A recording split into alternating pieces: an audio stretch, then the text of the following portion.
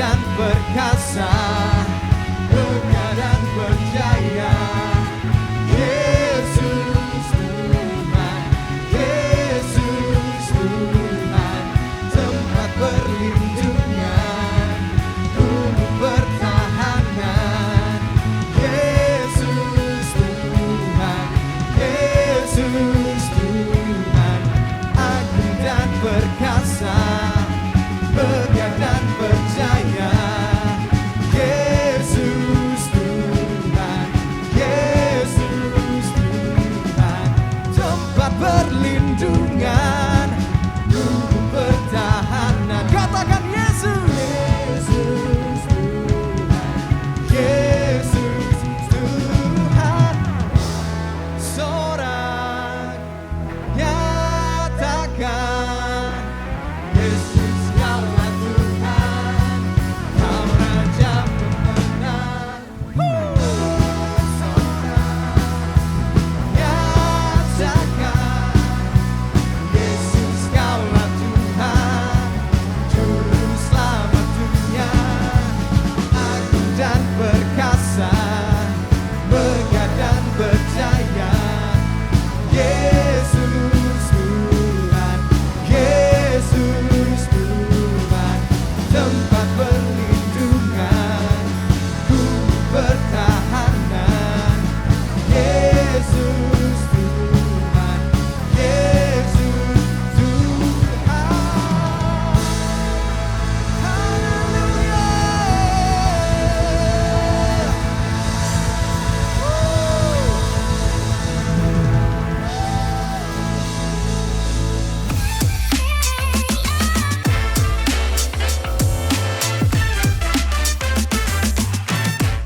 Welcome back di ibadah online khusus pelajar Radiance. Nah, kita udah ada di akhir bulan April nih. Dan teman-teman kelas 9 lagi pada siap-siap untuk ujian hari Senin nanti. So, buat kamu yang lagi mau ngadapin ujian, semangat. Selalu ingat, push yourself for excellence, not perfections. Do your best dan terus andalkan Tuhan. Saya yakin waktu kamu mempersiapkan diri kamu dengan maksimal, mengandalkan Tuhan, hasil yang terbaik juga akan kamu dapatkan. So, all the best. Dan sebelum kita masuk lebih dalam kepada firman Tuhan hari ini, mari sama-sama kita berdoa.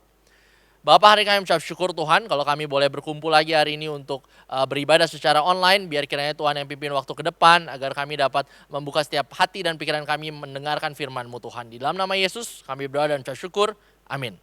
Teman-teman, ada seorang evangelis di Inggris yang bernama George Muller. George ini mengelola 5 panti asuhan dan sudah membesarkan lebih dari 10.000 anak selama masa hidupnya. Banyak banget ya guys, dan mungkin di sini kita mikir, oh bisa jadi si George Muller ini orang yang kaya banget. Jadi ya dia bisa danain semua itu. Tapi sebetulnya George memulai ini semua dengan keadaan yang gak ideal. Waktu George bilang ke orang tuanya, kalau dia mau sekolah jadi misionaris, orang tuanya langsung gak mau biayain kuliahnya George. Dia gak mau biayain sekolahnya George, uangnya di stop. Dan George terancam dia gak bisa lanjut pendidikan. Tapi yang dia lakuin, yang George lakuin, dia masuk ke kamarnya, dia berdoa sama Tuhan. Dan ternyata nggak lama, tiba-tiba ada seorang profesor yang datang ke rumah George, dia ketuk pintunya dan dia tawarin George untuk jadi guru les. Jadi profesor ini kasih kerjaan gitu ya, mau gak jadi guru les. Dan dari situ dia bisa pakai uangnya buat biaya pendidikan. Fast forward, waktu George lulus dari sekolah misionaris, dia lihat banyak anak yatim piatu yang tinggal di jalanan negara Inggris. Dia lihat mereka pada kesusahan buat makan, gak punya tempat tinggal, bahkan gak sedikit loh dari mereka yang meninggal di jalanan karena kelaparan. Di situ George merasa kalau Tuhan panggil dia untuk memulai sebuah panti asuhan. Ingat teman-teman, dia bukan orang yang kaya raya ya, uang sekolahnya di stop, dia harus bekerja demi sekolahnya. Tapi dia selalu pegang sama ayat ini, di jurnalnya dia selalu bilang dia pegang ayat ini, Yohanes 14 ayat 13. Dibilang, dan apa juga yang kamu minta dalam namaku, aku akan melakukannya, supaya Bapa dipermuliakan di dalam anak. Dia percaya, when God gives the vision, He will give the provision. Dia percaya kalau Tuhan akan cukupkan. One day, ada kejadian di mana dia mendengar panti asuhan yang dia kelola, yang sedang menampung 300 orang anak, kehabisan makanan. George ajak semua anak-anak dan pembimbing panti asuhan untuk datang ke ruang makan dan berdoa bersama. Saat itu lagi gak ada makanannya loh ya. Dan dia ajak berdoa, bahkan dalam doanya, George bersyukur atas makanan yang Tuhan sediakan. Sekalipun ingat sekali lagi, saat itu belum ada makanannya di depan mereka. Tiba-tiba setelah selesai doa, gak lama, seorang tukang roti datang dan dia bilang, semalam saya nggak bisa tidur. Dan somehow saya ngerasa kalau tempat George ini lagi butuh roti. Makanya saya bangun tadi pagi-pagi banget dan saya bikin roti dan ini masih lagi dibuat batch demi batch. Nanti saya bakal anter ya ke panti asuhannya George. Dan gak cuma sampai di situ aja, wah makanan udah ada nih. Ternyata ada lagi yang datang. Dia adalah tukang susu yang transportasinya lagi rusak. Jadi susunya nggak bisa dikirim dan itu bakal expired kalau dia tetap simpen. Akhirnya tukang susu itu nawarin ke panti asuhan George, mau gak susu gratis, mau gak anak-anak ini susu gratis. Dan jadilah makanan yang lengkap, ada roti, ada susu juga buat makan hari itu. Teman-teman, kejadian seperti itu ternyata nggak cuma terjadi satu kali dalam kehidupannya George dan panti asuhannya. Tapi itu terjadi hampir setiap hari. George melihat penyertaan Tuhan yang nyata dalam kehidupannya. Tuhan selalu cukupkan di waktu yang tepat. Dia tulis semua doa itu di journal dan dia lihat bagaimana doa-doa itu tuh digenapi Tuhan. Dan salah satu tulisan George Mueller di jurnalnya, dia bilang gini, "The beginning of anxiety is the end of faith, and the beginning of true faith is the end of anxiety. Never stop praying."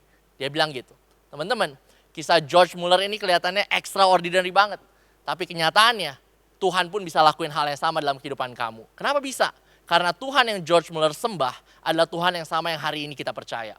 So kalau kamu hari ini lagi dalam keadaan yang mungkin cemas, lagi pusing mikirin, aduh nanti SMA sekolah kemana ya, masih belum daftar. Atau mungkin kamu lagi khawatir banget, gimana ya ini ujian masuk kuliah, kemarin belum keterima seleksi yang pertama, sekarang lagi berusaha buat ujian lagi, aduh rasanya deg-degan banget. Hari ini teman-teman, belajar untuk datang sama Tuhan lewat doanya kamu. Di Filipi 4 ayat 6-7 bilang gini, janganlah hendaknya kamu khawatir tentang apapun juga. Tetapi nyatakanlah dalam segala hal keinginanmu kepada Allah. Dalam doa dan permohonan dengan ucapan syukur. Di ayat 7 dibilang, damai sejahtera Allah yang melampaui segala akal akan memelihara hati dan pikiranmu dalam Kristus Yesus. Dibilang, janganlah hendaknya kamu khawatir tentang apapun juga. Tapi justru yang bisa kamu lakuin adalah datang sama Tuhan lewat doa. God is never too busy to listen to your prayers. Tuhan gak pernah menutup matanya terhadap apa yang kamu lagi alamin hari-hari ini. Tapi justru tangan Tuhan selalu memberikan yang terbaik dan dia gak pernah terlambat. Doa itu adalah komunikasi kita sama Tuhan. Dan supaya kita tahu apa yang jadi rencana Tuhan buat hidup kita perlu rutin berkomunikasi sama Tuhan lewat doa. Sama deh, kayak kalau kamu punya teman dekat, pasti kamu kan udah kenal banget nih sama suaranya. Kalau dia telepon, walaupun nomornya nggak di-save, atau dia telepon pakai nomor orang lain gitu yang kamu nggak tahu. Tapi waktu dia halo, kamu udah bisa langsung tahu, oh ini teman saya nih, sahabat saya yang ini, suaranya kayak begini. Kenapa kamu bisa tahu? Karena kamu spend a lot of time bareng sama dia. Kamu tahu, kamu kenal gimana sih suaranya dia. So, kalau kamu mau kenal suaranya Tuhan dalam hidupnya kamu, kita harus datang doa sama Tuhan. God speaks to those who take time to listen, and He listen to those who take time to pray. Tuhan berbicara ke orang-orang yang mau memberi waktu untuk mendengar. Dan Tuhan mendengar orang-orang yang mau memberi waktu untuk berdoa. Dan sometimes kita selalu pengen jawaban doa itu ya gitu ya. Dan lebih sering lagi kita pengen jawabannya ya sesuai sama persis sama apa yang kita minta.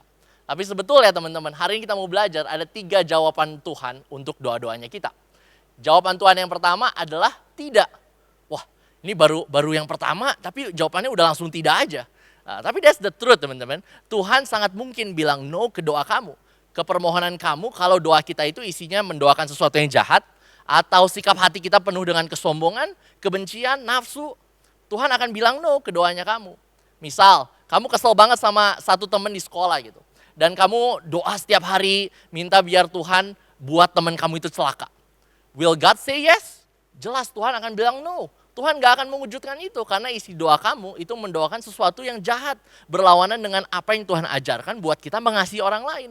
So, apakah Tuhan say no to prayers? Ya, kalau doa kamu seperti yang tadi, God will say no.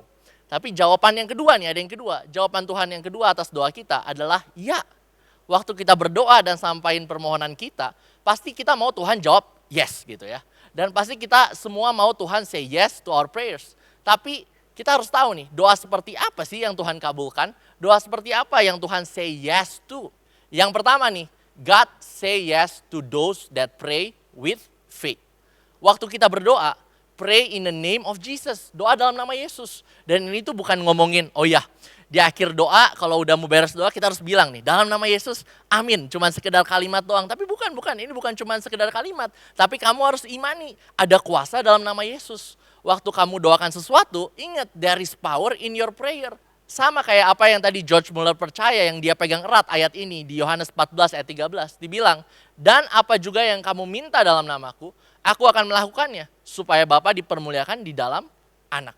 Apa yang kamu minta dalam nama Yesus, Tuhan akan melakukannya. There is power in prayer. There is power in the name of Jesus. Dan doakan doamu dengan iman, teman-teman. Pernah gak sih kamu lagi pergi sama teman atau keluarga mau makan gitu ya. Terus ditanya, mau makan Japanese food gak?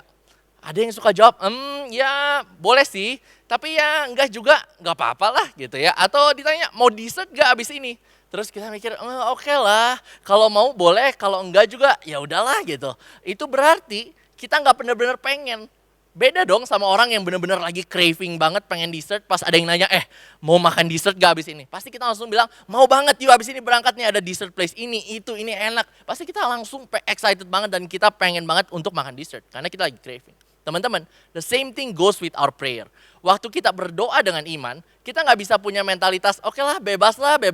Kita nggak bisa bilang, oh bolehlah Tuhan, tapi ya bebas lah. Tapi justru berdoa dengan iman itu artinya you are having faith for that. Kamu berdoa for things to happen. Dan bahkan kamu berdoa seperti hal tersebut udah kamu terima, by faith.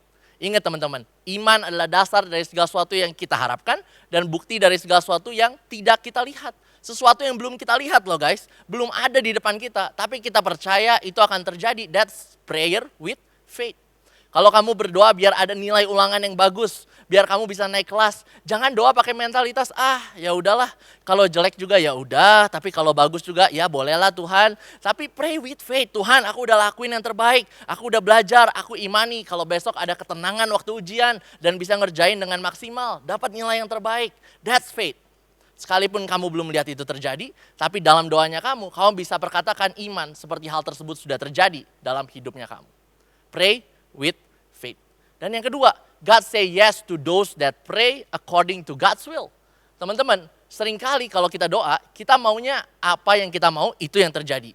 Tapi firman Tuhan ajarin kalau rencana Tuhan itu yang terbaik. Dan rencana Tuhan itu melebihi setiap pemikiran kita. So waktu kamu berdoa, berdoalah biar kehendak Tuhan yang jadi dalam hidupmu. Bukan kamu memaksakan kehendak kamu sendiri. Pengennya gini, harusnya gini. Tapi Tuhan punya cara lain loh untuk menjawab kamu.